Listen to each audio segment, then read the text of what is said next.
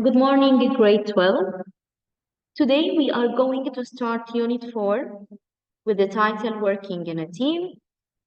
Before we start, I need each one of you to open your course book, page 24 and 25. As I explained before, that the outcomes of this lesson, first, to practice persuading, convincing, and urging. And we already explained these words, how to persuade someone with your idea, with your opinion, with your point of view, and so on. Two, give a group presentation about a company or business. When you want to persuade someone with your company or your business, your product, you have to use some of the phrases that will help you to convince the people with your idea. We were gonna to study which these phrases. What are these phrases? Okay. In the class, we already mentioned some of the warm-up questions by asking you, do you enjoy working in a team? Why is teamwork is important skill? In what jobs is teamwork especially important? And so on. We already discussed these questions in the class yesterday. And also, we explained the proverbs. What is a proverb? As I said, this is a short statement that usually contains a message or a piece of advice. Is it clear? And already we have two proverbs. The first one was, many hands make light work. The second one, too many cooks spoil the broth. We already explained what does it mean by broth, as we said, it's a kind of soup containing meat, rice, vegetables, and so on, like chicken broth.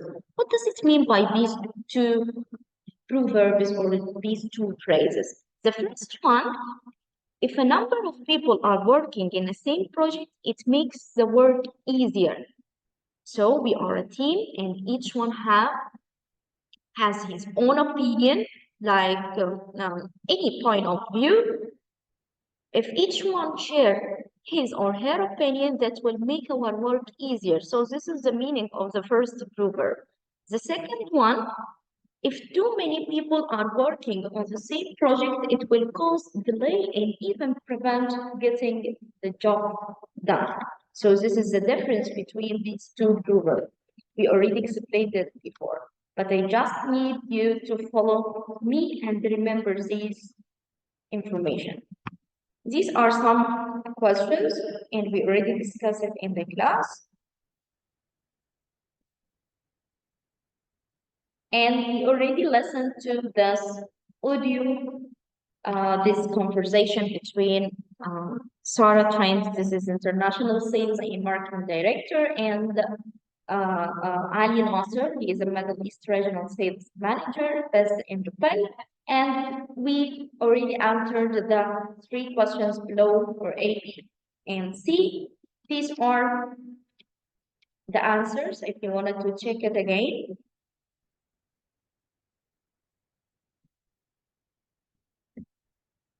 Okay, now we will go to our lesson today in page 25. In sound bites, these are some of the words that we explain how to persuade, convince, and urge. These are the phrases that we will study today when we use or make a presentation to persuade someone or convince him with our idea. It's very important in grade 12 to memorize such these phrases. It will help you both in speaking and also in your writing. So for persuade someone, you can use a phrase like, can't you put more money into my budget? Or, believe me, it's very important. Believe me, it's very important. Wouldn't that be a good thing to do? The next, don't you think the company should bring out a new train? So these are some phrases to persuade someone with an idea or something to do. The next one, convincing. Surely that's the best way for us to stay in the market. Surely that's the best way. You can use this phrase to convince someone with something. Number two, that would be a very good idea. That would be a very good idea.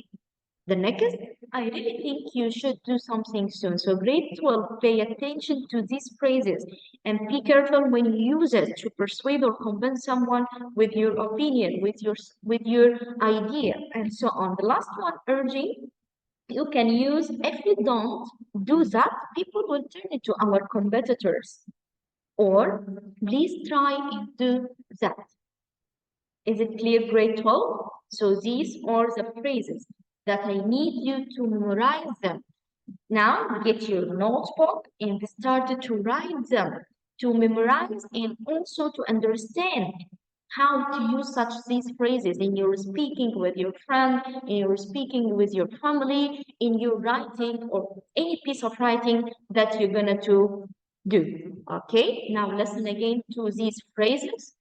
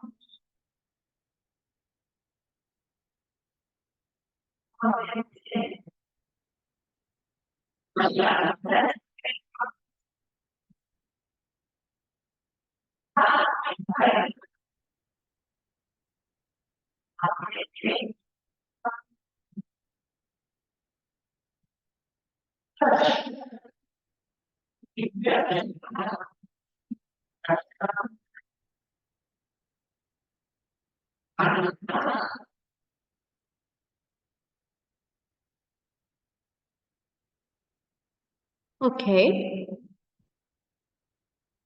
Now go to activity 4. Work with a partner, take in turns to persuade your partner to do something. Use the ideas flow or create your own ideas. Use some of the phrases in the sound bites flow. So grade 12, now I need each one of you to do this task with your brother, your sister, any one of your family members, and try to memorize these phrases and go back to the sound bite box by getting some of the persuading or convincing or urging phrases that we explained now. Okay? You can persuade someone with go shopping with you or help you with your English homework, lend you their mobile phone, come to your house for a meal. Okay, so I believe you to do this task now, grade 12. That's all about today, and I hope you understand and get the point of this lesson. Thank you for your listening, and I hope to meet you again, inshallah. Thank you.